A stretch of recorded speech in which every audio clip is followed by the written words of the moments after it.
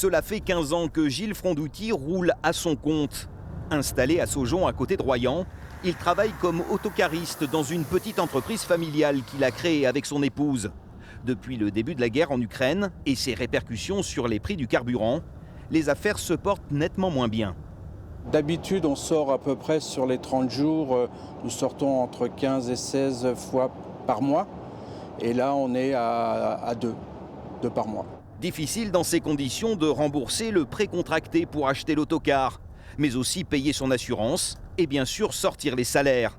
Les clients de Gilles sont principalement des associations de seniors dont les activités ont été considérablement réduites à cause de la pandémie. Je ne sais pas du tout où on va.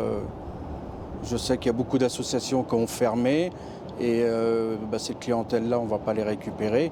Et le peu qui nous reste, voilà, je pense que l'histoire de l'augmentation du gasoil ne va pas nous arranger. Aujourd'hui encore, l'autocar de Gilles est vide. Un de plus. Une situation inquiétante qui ne manque pas d'alimenter les conversations avec son épouse, la gérante de l'entreprise. Tu vois, c'est par rapport au devis de la dernière fois, comme on a augmenté, ça chipote un peu. L'autocariste prend à sa charge l'augmentation du prix du carburant sur les devis qui avaient été acceptés. Il est désormais contraint de la reporter sur les nouvelles demandes de prestations.